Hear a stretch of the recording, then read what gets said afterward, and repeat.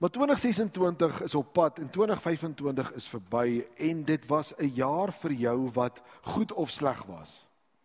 Ek sal nie weet nie. Maar ek wil hê jy moet vanoggend saam met my na 'n beeld kyk en ek wil dit gebruik as 'n beeld om jou jaar te beskryf. En dan gaan ons na skrif kyk wat dieselfde ding doen. En ek wil na iemand kyk en die beeld wat ons die meeste gebruik en die regte woord is. In Engels is dit 'n backpacker of in Afrikaans 'n rugsak-toerist. Dis daai mense met daai baie duur skoene en 'n rugsak op die rug en dan loop hulle vir 'n paar dae en hulle moet ergens 'n berg uitklim. Moenie my vra hoekom nie, maar hulle moet daarbo kom. Maar ek weet hoekom, want ek was self betrokke daarbey. En my vrou het my regtig 'n paar keer saam met haar familie op sulke staproetes laat gaan en dit was 'n ongelooflike ervaring. Ja, met die blaas en alles wat daar saamgaan. Maar vanoggend wil ek kyk na 'n rugsak en ons 2025 was soos 'n rugsak. Ek het hom aangetrek in die begin van die jaar en ons het hom opgelaai. Maar daar was verskillende goed in jou rugsak. En verskillende goedes het gebeur.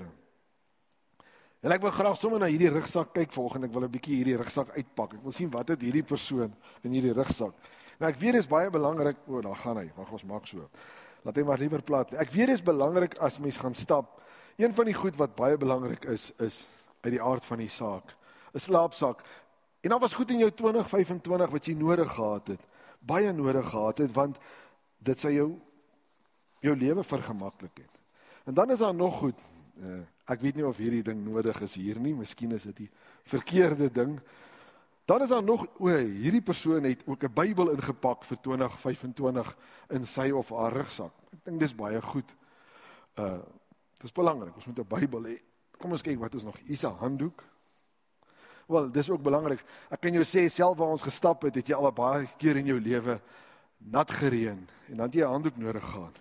En dis allerlei interessante goeders.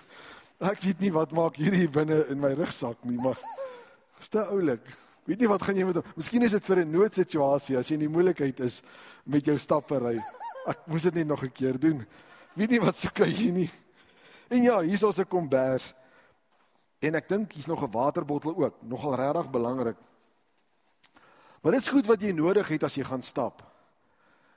En dis wat jy nodig gehad het in 2025. Jy het 'n rugsak gepak. As jy dit nie weet nie, 2026 gaan jy 'n nuwe ene kry. Positief of negatief, daar gaan weer 'n rugsak gegee word. En dan gaan ons hom weer pak. Dan gaan ons aan. Party van julle kan nie wag nie dat jy verlof net moet verbygaan om hom te pak. Is ek reg? En toe is daar stilte in die kerk. Maar so het dit gegaan. Daar was nuwe en ou dinge in jou rugsak. Bruikbare en onbruikbare dinge. Maar dit is hoe ons jaar gelyk het. Maar ons het hom gedra. En ek wil vanoggend 'n skrif met jou deel waaroor ek opgewonde is, waar iemand iets moes gedra het wat swaar was. Nie noodwendig letterlik nie, maar hy moes dit dra die hele tyd. En ek wil 'n skrif met jou deel en ek wil hê jy moet saam met my in Genesis 22 lees. Eerste boek in die Bybel, hoofstuk 22.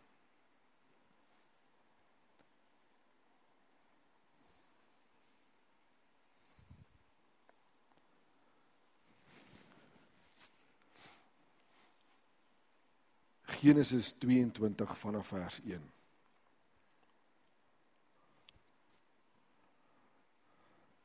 Ek hoor nog steeds die see.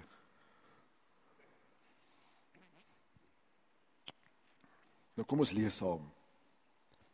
Na verloop van tyd het God Abraham op die proef gestel, is vanaf vers 1, ekskuus. Abraham het hy vir hom gesê en hy het geantwoord, hier is ek.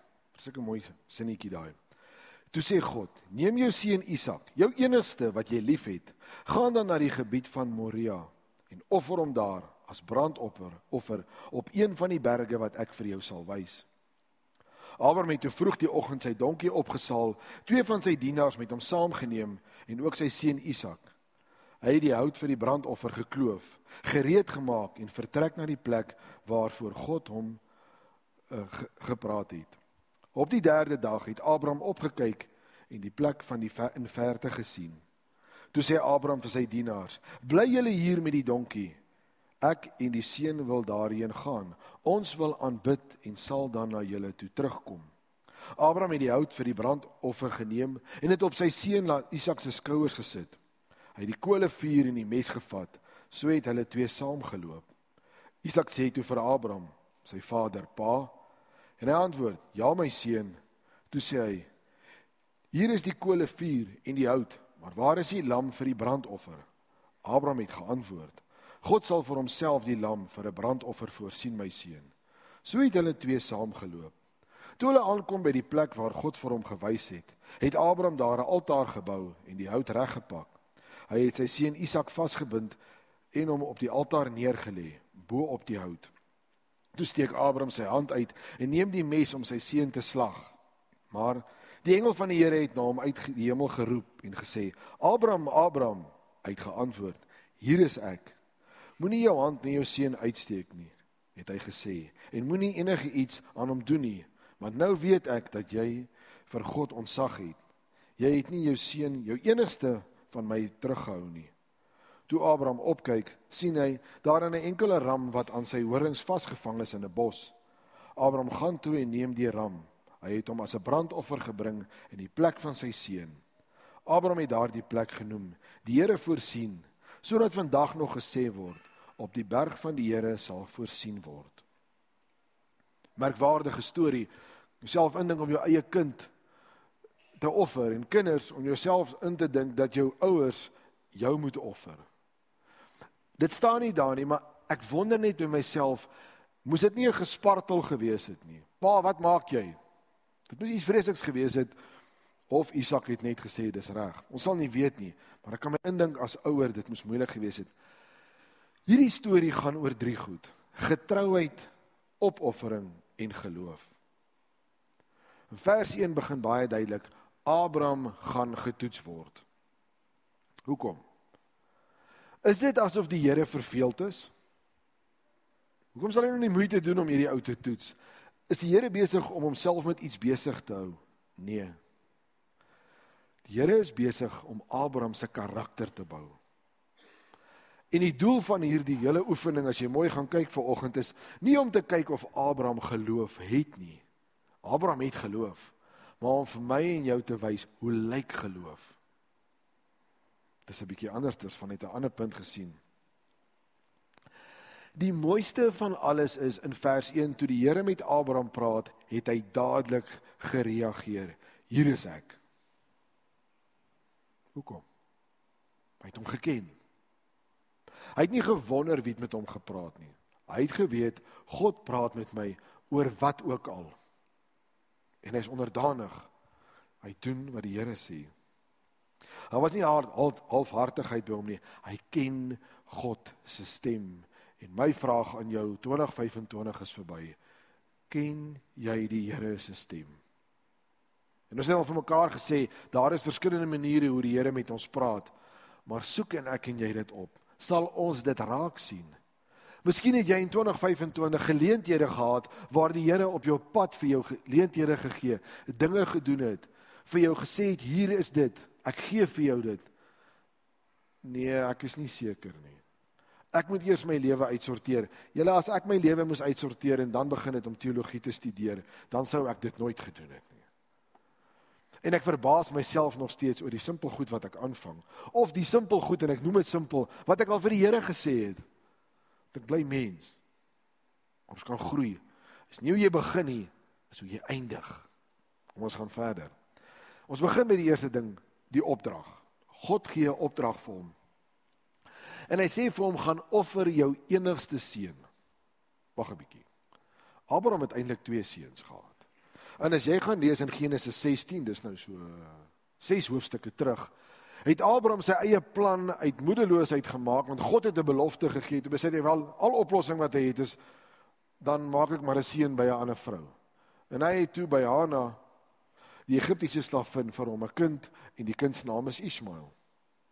Maar God sê in hierdie skrif, hy sê vir hom, gaan offer jou enigste seun. Waarom? Hy het dan 2 seuns. Die een is Isak, die een is Ismael. Maar God het gesê, Isak is die seun oor die verbond. Onthou Abraham, die Here het met hom 'n verbond gesluit. Daai ander seun is Abraham se eie plan wat hy gemaak het. Hy was sy eie plan, was nie God se plan nie. 2025 het ek en jy ook baie keer 'n ander plan uitgedink. Hy sê van vat jou enigste seun, die ene wat die verbond het. Hy verwys na Isak. Jou enigste seun wat jy lief het. Baie interessant. Hy sê jou enigste seun. Aan die ander woorde, die ander seun is nie vir God belangrik nie. Alhoewel daar staan in die skrif dat die Here na hom ook gekyk het, hy het hom nie verban nie, het hom nie sleg behandel nie, maar hy het 'n ander pad gevat. Hy sê jou enigste seun. En dan sê hy vir hom, jou enigste seun wat jy lief het. As jy die Bybel gaan lees, gaan jy agterkom, dis die eerste versie in die woord van die Here waar die woord liefde is. Dan hier is 'n belangrike ding. Die Here weet, hierdie seun is vir hom alles. Alles wat hy het. En hy praat van liefde, want God self gebruik die woord liefde. Ek is jammer om julle te sê, maar dit het my dadelik aan 'n teksvers laat dink, Johannes 3 vers 16. Want so lief het God die wêreld gehad, sodat hy sy enige gebore seun gegee het, sodat elkeen wat in hom glo, nie verlore sal gaan nie. God het 'n enige seun gehad, nog steeds. Abraham het 'n enige seun, hy moet hom gaan offer. Hier's 2 paas wat hulle seuns moet offer. Die een het sy seun vir ons geoffer, en die ander moet sy seun offer, want dit is 'n opdrag. Maar God sê 3 dinge. Jy moet vashou vanoggend waar ons op pad is. Hy sê die eerste ene vir hom, jou enigste seun. Ek bedoel die belofte was, jy gaan hierdie groot nageslag hê. Hy het net hierdie enigste seun. Wat gebeur? Nou moet hy hierdie plan wat hy het, hoeveel planne het jy in 2025 gehad? Man, dit was goed uitgewerk, alles sou gewerk het. Wat gebeur? Nou moet jy dit laat gaan. Dit was nie lekker nie. Nou sê hy vir hom, die ene wat jy lief het, dis sy eie kind. Ons as ouers weet. En jy moet hom gaan offer. Om te sê iemand moet iets offer, het beteken jy sny hom keel af, en jy vat die liggaam, of die karkas, leliker woord, né? En jy gaan maak vuur, en jy verbrand die liggaam. Gaan vat jou kind, gaan maak hom met 'n mes dood, en gaan verbrand hom. Dis wat God sê. Nou gaan jy sê, wel, in daardie antieke tyd was kinderoffering nie baie vreemd nie. Jy's reg. Die Kanaaniete het so baie keer hulle eie kinders geoffer. Vir 'n gode, wat se gode dit ook al mag wees. So dis glad nie vreemd nie. Maar nou is dit nog erger as net om te offer. Want Abraham ken vir Jahwe, Elohim, dis God. Hy weet sy God is anders as al die ander bure wat hy het, sy afgode, want hulle offer kinders. Nou kom hierdie God wat hy dien, so waar as vet, en gee hom 'n opdrag om sy kind ook te offer. Dink jouself in, dit staan nie in die skrif nie, maar hoe moes hy geredeneer het? Ek het gedink my God is andersters, maar nou wil my God ook hê, ek moet my kind gaan offer soos wat die res van die wêreld doen. Dis vreeslik. Hy moet doen wat God beveel. Wat het in 2025 in jou lewe gebeur, waar die Here vir jou gesê het, jy moet iets doen wat onmenslik dink? Iets wat buite jou, die Engelse praat van comfort zone is. Iets wat lyk of dit glad nie reg is nie. Ons was daar, so dit ervaar. Maar dit maak nie altyd sin nie. Of die Here het van jou verwag in 2025 om iets aan te vang of te doen, maar niemand gaan daarvan hou nie. Die mense gaan skinder oor jou. Die mense gaan goed sê. Sentraal gemeente staan op sy eie 2 voete. Van 'n byl het geskinder. Regtig. Het ons gesteer aan hulle? Nee. Het ons iets vreemds aangevang? Ja. Maar wat was vir ons die belangrikste? God. Abraham moet 'n kind kom offer, want sy God het so gesê. Dit lyk nie goed nie. Nou kom ons gaan verder. So wat is die volgende ding? Hy kry die opdrag, nou moet hy die voorbereidings doen. Dan staan baie duidelik, vroeg die volgende oggend moet hy sy goed pak. Wel, rugsakke natuurlik gereed maak, alles moet bymekaar gemaak word. Dink jouself in, hoe lank was daai nag? Dit moes 'n verskriklike nag gewees het. Ek gaan môre my kind offer. Ek weet nie van jou nie, maar ek sou wakker gelê het. Maar hy vertrou God nog al die pad en hy maak gereed. Hoeveel nagte het jy wakker gelê? Hoeveel keer het ek en jy nie op 'n plek gekom in 2025 wat gesê het, wag, Here, ek sien wat U vir my sê. Ek sien U gee my hierdie geleentheid om iets te hê, maar nie nou nie. En dan het ons 'n manier gehad, ek weet, dit klink nie nou lekker nie, hou net vas. Dan het ons 'n manier gehad om hierdie verskonings, of ons vertraag die Here se plan so bietjie. Met Here, ons gaan dit nie nou doen nie, ons gaan so 'n bietjie wag en dan gaan ons dit later doen. Jy mis uit. Jy mis uit. 2026 lê voor, jy gaan 'n nuwe rugsak pak. Moenie bang wees nie.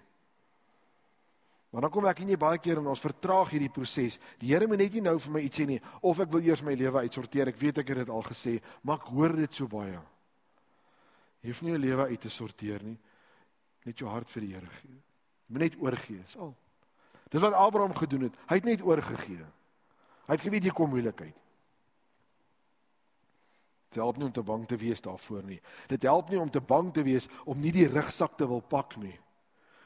Jy gaan hom weer kry. Nuwe jaar gaan kom, waar hy ook al in gaan wees. Baie interessante ding wat ek met jou wil deel terug oor Abraham. Abraham was 'n welgestelde man en hy het baie slawe gehad. Maar in hierdie gedeelte staan daar, Abraham het self die hout gekap. Baie mooi, staan die hout gekloof. Met ander woorde, die hout is in 2 stukke. Kom ons kyk 'n bietjie, wie is hierdie Abraham? En hy was nog 100 jaar oud ook. Ek weet nie as 'n mens 100 jaar oud is, hoe sterk is jy nog om 'n byl vas te hou nie. Ek weet nie of iemand in die kerk is wat 100 jaar oud is nie. Lyk nie vir my so. Lees bietjie Genesis 14. Toe Abraham hoor dat sy broer weggevoer is, het hy sy geoefende manne 380 wat in sy huis gebore is. Dit beteken mense wat onder hom is. Abraham het 380 manne gehad wat hy opdragte kon gee. Sê, kap vir my hout. Nee, hy kap self daai hout. Soos wat hy daai hout kap en hy hout split, is ek seker as 'n ouer moes sy hart gesplit geword het. So seer moes dit gemaak het, want dit gaan nou gebeur. Hy kloof die hout en hy loop vir 3 dae. Hoeveel dae het ek en jy geloop in 2025? Amper 365. Met gedagtes, met dinge wat hy nie meer seker is nie. En deel van hierdie voorbereiding is om te loop. Hoe ek en jy die volgende jaar ook gaan begin, ons gaan moet 'n tree gee. Dit is nie 'n keuse nie. So 2025 ook trees gegee, vorentoe beweeg, al was dit vir dae. En ons het volgepakte rugsakke gehad. En Abraham het 'n volgepakte rugsak van gedagtes, emosies en letterlik. En hulle kom by die plek naby waar hulle is, en hoor jy die mooi woorde wat hy sê. Hy sê vir sy slawe, wag julle net hierso, ons gaan aanbid. Nou moet jy mooi verstaan, hou vas. Vanoggend het ons musiek gehad en dit was wonderlik. Vanoggend het ons die Here aanbid met 'n koel weer hier binnekant, ligversorgers, die orgel het gespeel, gaan speel, die orkes speel. Dis lekker om die Here te aanbid. Ware aanbidding is om oor te gee. Abraham gaan nou aanbid. Baie interessant, as jy die Bybel gaan lees, kan jy sien, dis ook die eerste keer wat daar gesê word, ons gaan aanbid. Die woord aanbid word daar gebruik. Met ander woorde, wat gebeur nou is dat ons gaan aanbid, maar nie met 'n orkes of 'n ligversorger of 'n sagte bank nie. Ek gaan God aanbid met 'n mes, hout en vuur in my seun. Dis aanbidding. Daar's geen trots nie. Daar's geen eie ek nie. Abraham moet oorgee. Hoeveel keer in 2025 het ek en jy nie vasgeklou aan sekere goed wat ons nie bereid was om uit te haal uit ons rugsak uit nie, want dit was nie nodig om dit saam te dra nie. Jy het vir hom gedra. Daar was klippe in jou rugsak. Klippe wat jy self aan ingesit het. En dan sê die Here, maar dis nie nodig nie. En nou kom Abraham hulle by die berg. Nou is dit tyd. Dit is naby. Sy rugsak is swaar. Isak is daar, die hout is op Isak se rug. Baie interessant. Isak dra die hout op sy rug. Wie het nog 'n stuk hout op sy rug gedra op pad na 'n koppie toe? Jesus.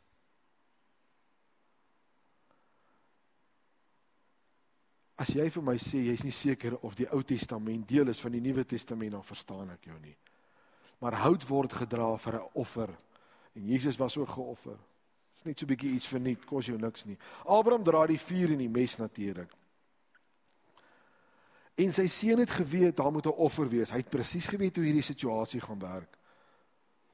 Abraham, kan ons nou reguit vir mekaar sê, is op pad om moord te pleeg. Dit is nie 'n sagter woord om dit te sê nie. Alles is gereed, hy gaan hierdie opdrag uitvoer.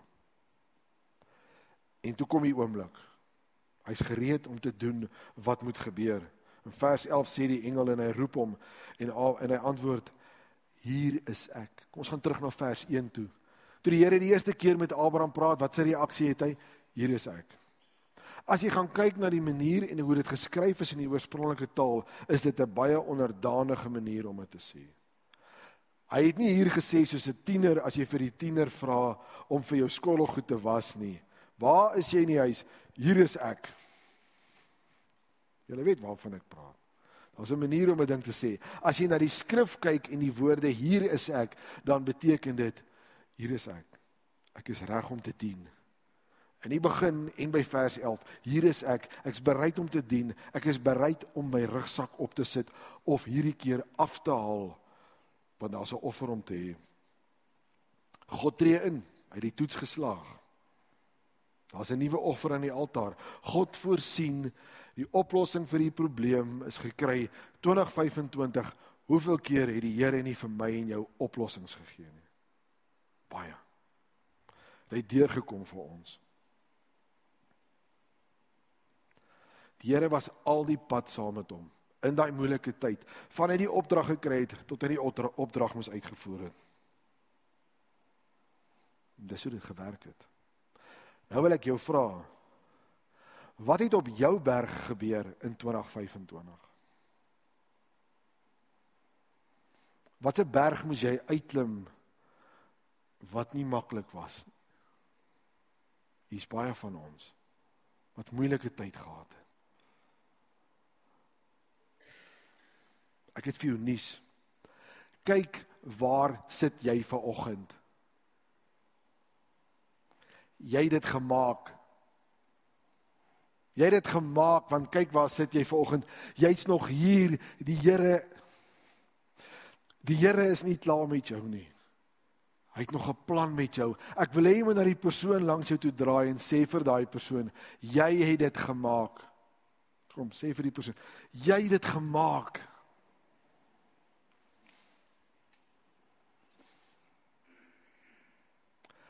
Hoekom het jy dit gemaak in 2025? Baie eenvoudig, ek gaan terug na die skrif. Vers 14 sê, Abraham het daardie plek genoem, die Here voorsien, sodat vandag nog gesê word, op die berg van die Here sal voorsien word.